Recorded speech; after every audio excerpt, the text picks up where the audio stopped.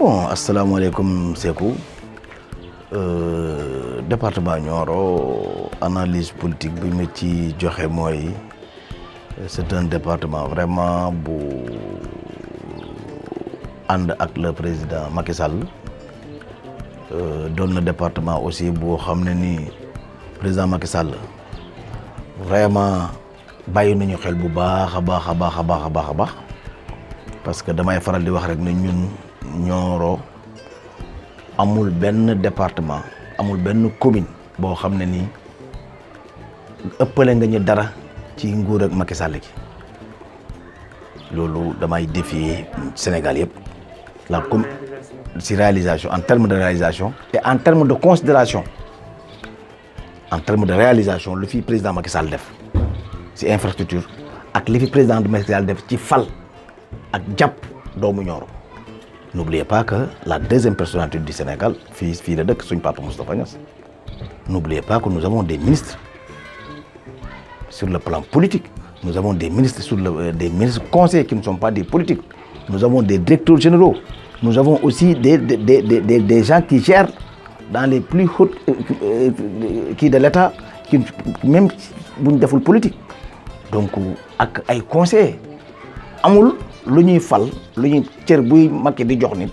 te joxul ko doomu Nioro bon ñu doon loo xam ne ni ñun dañ bokk ci régime bi nekk ci actionnaire de 50% yeneen 50% Macky bokk jox ko Sénégal yëpp. donc mën nañu wax ne si régime politique régime Macky Sall mën nañu wax département yu Nioro gis na ci boppam bu baax a baax. gis na ci boppam à 78%. Nioro lu ne fàng kenn du ko gis. biir Nioro commune ñëpp d'accord nañ ne à des exceptions près ñuy lijjanti ñëpp d'accord nañ ne Nioro le président Macky Sall a réussi à métamorphoser la ville de Nioro ñun ñëpp sur tous les plans nag donc ñuy ñaan yàlla loolu ñu entretenir ko am xel ak xalaat bu ñu ko entretenir ba lii ñu def fii mu baax soo seetee tey canalisation lu ci président Macky Sall def électrification lu ñu fi def infrastructure école de centre de formation santé loolu dafa bëri te suñ problème yu gënoon garaaw moo doon la question des ravinements déggatuñ ko aujourd'hui la ñuy wax dañuy ñaan yàlla rek mu dimbali ñu li fi des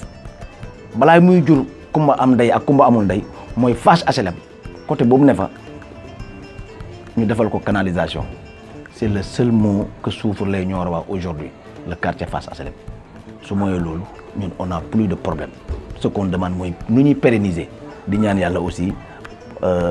camp sapeur bi camp centre de formation bi sapeur bi di ñëw ak poste de police bi ñu ngi ciy installé wu ñu am ci jàmm ak yeneen projet yoo xam ne ni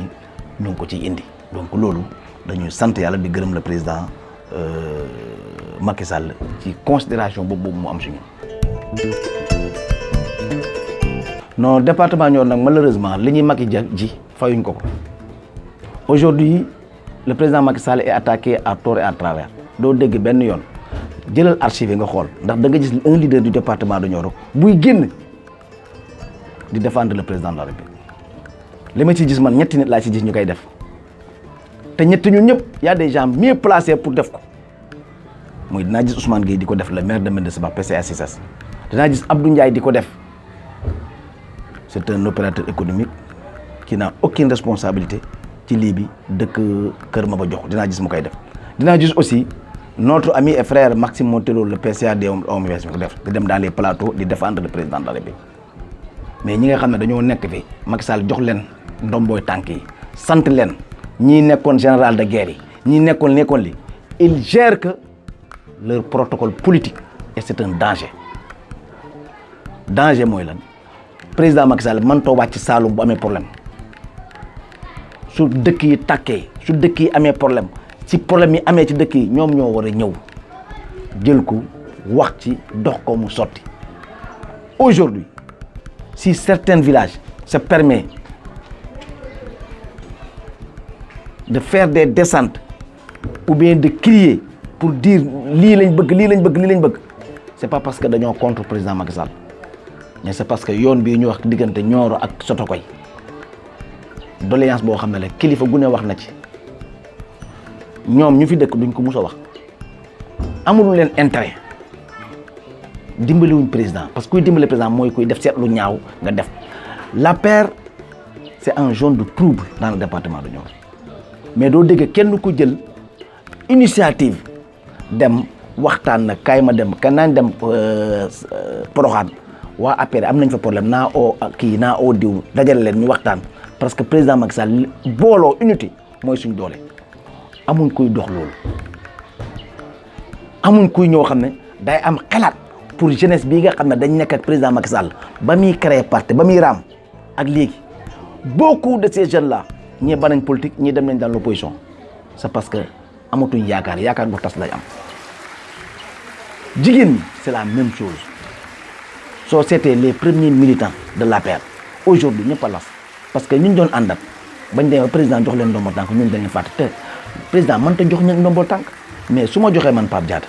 man ma xam ne Sékou mii lii la ma basoo ko xel Sékou ba kenn xel bay xel c'est que Nioro responsable yi leaders yi bàyyiwante wuñ xel leen rek ci lañ ba xel seen siège yi ak seen programme politique donc un responsable calculateur qui pense que sa personne qui pense que ay moomeelam nekkinam sama oto sama direction sama mairie sama lii day grave il faut avoir une pensée large la jeunesse est là nous avons une jeunesse très dévouée à la cause dans le département de Nioro des étudiants très dévoués qui sont dans tous les batailles pour le président de la République mais aujourd'hui ils ne sont pas soutenus ils n'ont rien amuñ bourse amuñ néeg amuñ lekk amuñ dara te pourtant c'est des futurs DG c'est des futurs ministres mais quand on te parle un jeune te parle nga ne il est ambitieux kii dafa am lu mu bëgg kii dafa am leneen nit du noonu njiit da ngay yaatal former xacc di ñi seet lu bon nga dindi ko lu rafet nga def ko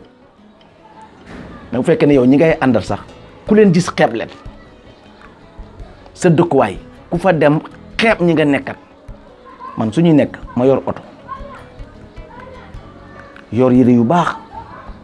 di solo ki jasnere ki costume ak lu ne may yow ngay ñëw ci man suba ngoon lu xew ma yónnee lu xew ma def loola yow mën a am sax dàll bu rafet war naay seetaat suma bopp parce que ànduma ak yow àndam nawle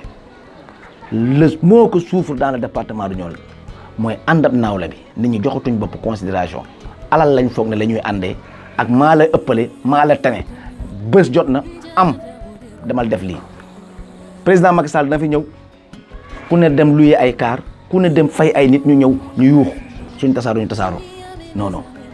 Macky dafa war Nioro que war nga ñu changer ñun ñi nga xam ne su bañ juddoo léegi yàggul xam nañ ne diggante ba fi Macky ñëwee léegi nu dëkk bi changer nit ñi suñ baaxee war nañu mën a changer nit ñi aussi changement nit ñi mooy ñu am esprit constructif di am ay projet di jàppale ndaw yi ba suñ xel ci nit ñi loolu mooy suñu feebar mais ñun Macky Sall desalatuñu dara ñoo ko desal dara ñoo amagul responsable muy ci ndaw yi muy ci jeunes yi muy ci jigéen ñi. xam nga tey su ma toogee di dégg nit ñi naan Sonko Mansour Faye diw lu nit ñi wax tey wóor nañu ne njàng mi année académique bi ñëw ana bu métti lay doon bawuñ ko xel nit ñi da ngay wax lu leen amal njëriñ xuloo ñaari nit ñuy xuloo di sànnante trac nga nefe di nettali ay xuloo amul njëriñ réew mi lu ñu mën a mooy suba suñ njaboot gi seen suba suñ yaay seen ëllëg loolu moo amal intérêt réew mi mais du lii Nioro tey boo ñëw nga ne suñ poste de santé bii war na am mammographie nga dem uuti ko dëkk nga ci réew mi nga dem uuti ko mu ñëw loolu mooy dimbala Macky Sall réew mi war na am tey lii war na fi am diabétique yi ñu ngi fi malade femme jigéen ñi ba ñuy am problème dañuy am problème ci échographie ñu dem dimbal leen ci suñ lycée bi salle informatique bi war nañ ko équiper CM yëpp sa am salle informatique ñu dimbali nit ñi ci loolu doom yuy jàng nañ fexe bañ am au moins carte yombal paj ñu ne suñ école yi lan mooy problème yi école yi aujourd'hui boo duggee ci dëkk bi ñetti kër yoo romb ñeenteel ba ñu fa def jamra jigéen ñooñu ñu ngi dajale pour def dara jigéen ñooñu naka la nga leen mën a organiser ba ñu am dara ba que duñ nekk di sonn dans l'informel nga utal leen garantie utal leen dara utal leen ay formation loolu moo ñu ñor foofu la ñuy xalaatee nañ am gis-gisi luy yokku nit gis-gisi luy defar suñ ndaw yi gis-gisi luy defar suñ lii gis-gisi luy defar suñ diine gis-gisi luy defar suñ kilifa diine yi gis-gisi luy defar suñ daara yi nu ñu def ba Nioro am daara moo de xoolal Nioro nu mu dem ñu ne vie religieuse la Nioro ñu ne dëkk bi ci taal lañ fi jaar aujourd'hui internat sax mënuñ ko fi am mais parce que nit ñi amuñ xalaat boobu xalaatu kaay rek ma continuer di la tene di la ëppale loo am nga na jox la nit bu ñëwee benn yoon nag damaa bëgg lii nga jàppale ko mu ñëwaat na damaa bëgg lii nga jàppale ko su ñëwaatee ne damaa bëgg lii soo ko jàppalee gore woo parce que war ngay xam nag yow doom nga même bu dee moom rek du moom rek moo war a doon loolu mënooy nekk ci dëkk nga ne maay lii ba muy ñett te nga romb fukki doom yu mel ni yow romb fukki ñu jàng comme ni yow il faut que les gens arrêtent nañ bàyyi seen mbëggalu gore adi baaxul waaw. bon Dembourou lu mu wax nit ñi dañ seet ku ne da nga seet fu mu la neexee rek nga wax d'abord il a parlé du 3e mandat nit ñi waxuñu wax ji lu mu jël conclusion bi dañ wax dafa wax ci 3e mandat bi te lu mu wax man loolu laa gëm Macky Sall est à son premier mandat de 5 ans loolu mooy wax ji loolu beneen angle dañ fa àgg loolu kum neex kum naqadi nit mënta wax a wax ba Macky Sall nekkul ci premier mandat 5 ans premier mandat bi bu ñu compter rek mooy premier mandat juróomi at ci la Macky Sall ne. kon mën nañoo xaar Macky Sall déposé wa candidat. su ko ci loolu déposé clé loolu ci coobeeram la ndax dina ko def wala du ko def mooy moom mu ngi ci xam-xam ci xalaat ci fulla ci fayda ci lu mënta ne ci constitution Sénégal Macky Sall mu ngi premier mandat de 5 ans loolu moom leer na. ñenn ñi di wax ne discours bi dafa ethniciste maanaam dafa jël ay. non fuñ ko teg lu leen arrangé rek la parce que lim ci tegaat mooy nit ñaa ngi am na ñu naan bu Macky waxee 2e mandat dañuy dem déloger ko dañuy dem rey ko ñii da saaga ay nit Dembourou lu mu wax te simple def na su loolu amee ñu koy bañ ñun ñu génnee suñ jaas yi séeréer buy xeex séeréer lay oo pël buy xeex ol pël olof buy xeex ol pël oo wolof sama benn mu ngi wax ne olof du xeex daf naa ne dañ lay dóor loolu wax jooju discours boobu ñu jël ko yokk ko bu ko def benn discours va-t-en-guerre te pourtant Guy Marius Sagna ba mu demee buntu palais waxuñuwul ñii dañ ne mënta def lii du def lii def leen gis nga cette forme de terrorisme intellectuel là bu ñu bëgg a sonal dans les réseaux sociaux yooyu ça ne arrêté wul ñu réew mi kenn dëkkul fi gën a fi dëkk kenn nañ ba seen waxi caaxaan yii